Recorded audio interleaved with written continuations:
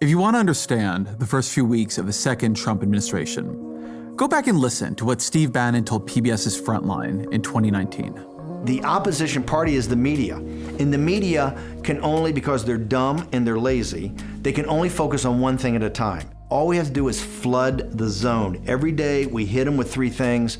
They'll bite on one and we'll get all of our stuff done. Bang, bang, bang. These guys will never be able to recover, but we gotta start with muzzle velocity. So it's gotta start, it's gotta hammer, it's gotta, muzzle velocity. Muzzle velocity. Bannon's insight there is real. Focus is a fundamental substance of democracy. It is particularly the substance of opposition.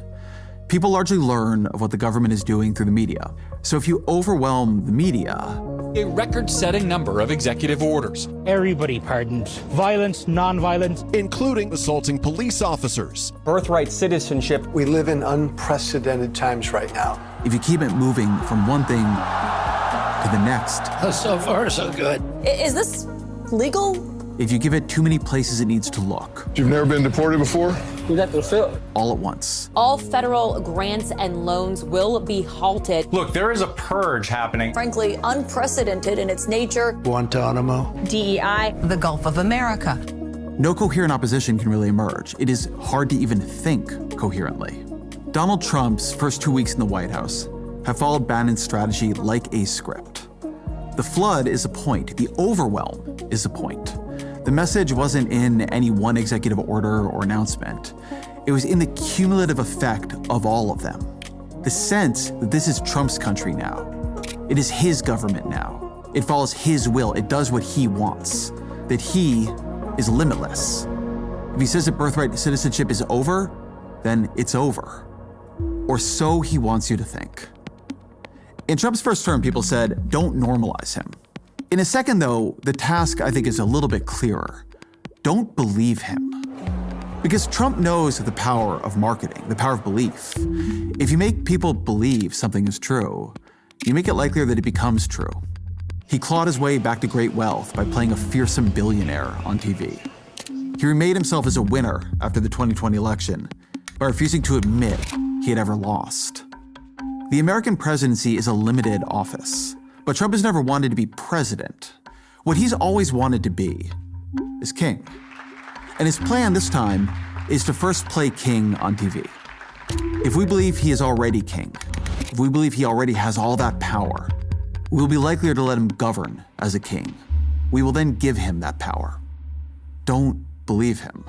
Trump has real powers, but they are the powers of the presidency, the powers Joe Biden had, the powers Barack Obama had. The pardon power is vast and unrestricted, and so he could indeed pardon the January 6th rioters. Federal security protection is under the discretion of the executive branch.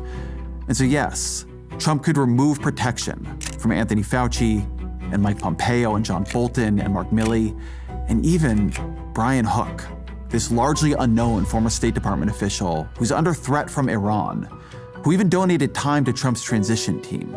I would be very happy to put President Trump's record in the Middle East against any other president. All of this, it was an act of astonishing cruelty and callousness. This from a man who nearly died by an assassin's bullet months ago. As much as anything ever has been, this, to me, this was an X-ray of the smallness of Trump's soul. But it was an act that was within his official power. But the president cannot rewrite the Constitution.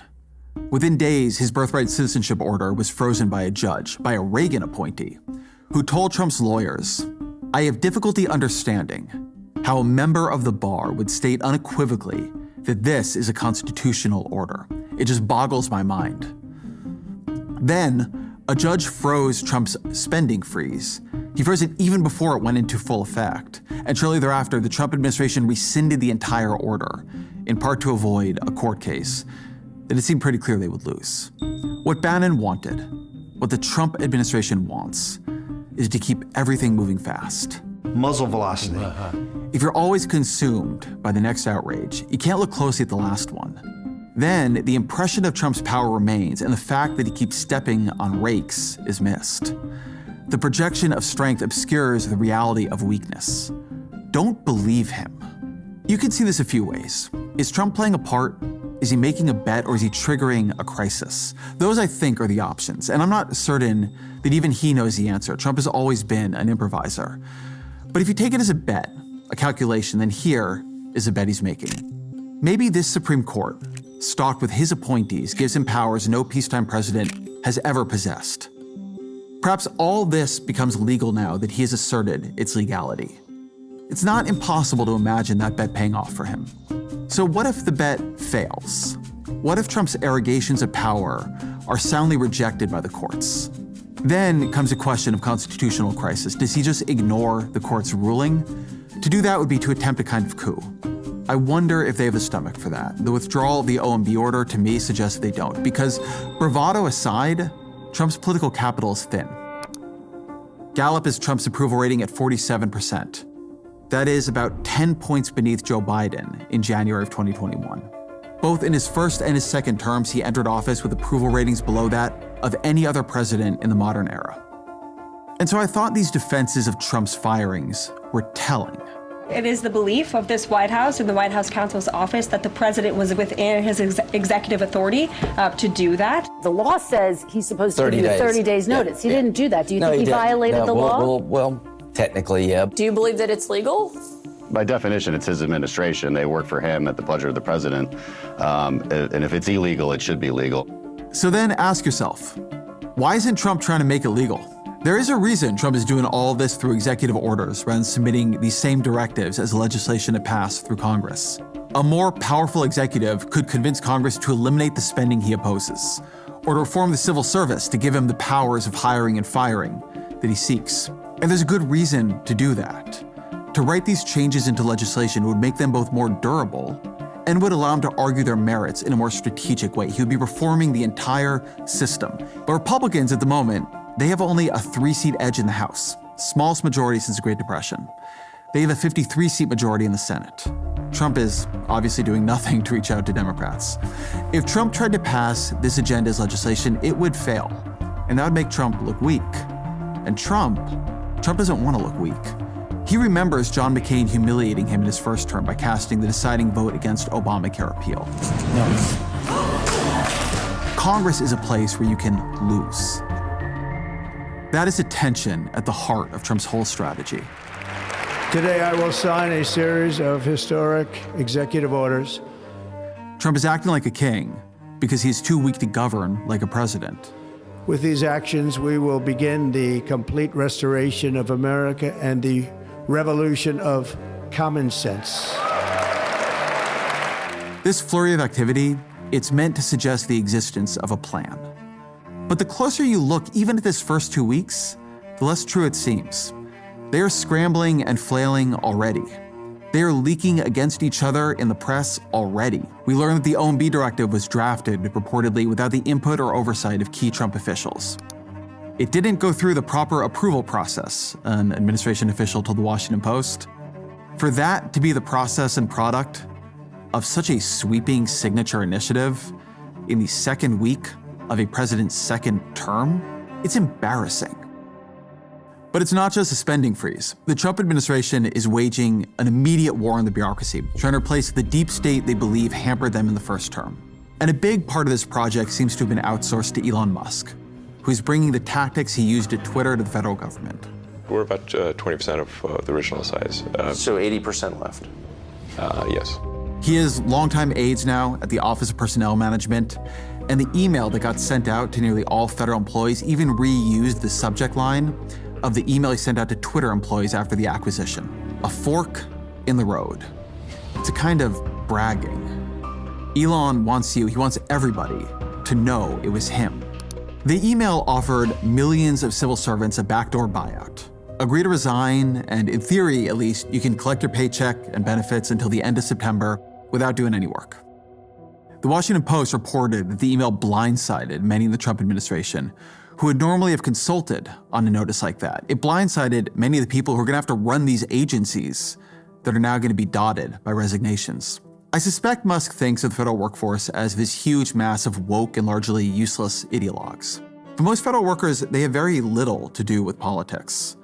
About 16% of them work in healthcare. These are nurses and doctors who work for the Veterans Affairs Department. How many of them does Musk want to lose? How many primary care doctors treating veterans is he hoping take a buyout? Twitter worked terribly after Musk's takeover. It had these frequent outages and bugs, but its outages are not a national scandal. When VA healthcare degrades, it is a national scandal. Most of what we're talking about here is a group text service at scale. How many people are really needed for that, you know? What Trump wants you to see in all this activity is command. What is really in all this activity is chaos. They have convinced themselves that speed and force is a strategy unto itself, that it is, in a sense, a replacement for an actual strategy, for thinking and talking things through, for consultation, for planning things out. Don't believe them. I had a conversation a couple months ago with someone who knows how the federal government works about as well as anyone alive. And I asked him what would worry him most if he saw Trump doing it. And what he said was that he would worry most if Trump went slowly. If he began his term by doing things that made him more popular, that made his opposition weaker and more confused. If he worked by stealth, if he tried to build strength for the midterms while slowly expanding his powers and chipping away at the state in the places where it was weakest, where people couldn't really see him doing it. But Trump didn't do any of that. Instead, muzzle velocity. And so the opposition to Trump, which seemed so listless and absent after the election, now it's beginning to rouse itself. There's a subreddit for federal employees where one of the top posts reads, "This non-buyout really seems to have backfired. I'll be honest, before that email went out, I was looking for any way to get out of this fresh hell. But now I'm fired up to make these goons as frustrated as possible." As I write this, it's been upvoted more than 39,000 times, and civil servant after civil servant is echoing the initial sentiment. In Iowa this week, Democrats flipped a state Senate seat in a district that Trump had won easily in 2024. The attempted spending freeze gave Democrats their voice back as they zeroed in on the popular programs Trump had imperiled. Trump isn't building support here, he's losing it. Trump isn't fracturing his opposition, he's finally uniting it. This is the weakness of the strategy that Bannon proposed and that Trump is following. It is a strategy that forces you into overreach. To keep the zone flooded, you have to keep acting. You have to keep moving. You have to keep creating new cycles of outrage or fear to keep the media and the opposition overwhelmed. But then you overwhelm yourself. They are flooding their own zone. I don't know that Trump sees his own fork in the road coming. He may believe he's a power he is claiming. That would be a mistake on his part. It would be a self-deception that could doom his presidency. But the real threat is if he convinces the rest of us to believe he has power he does not have. The first 2 weeks of his presidency have not shown his strength. He is trying to overwhelm you. He is trying to keep you off balance. He is trying to convince you of something that isn't true. Don't believe him.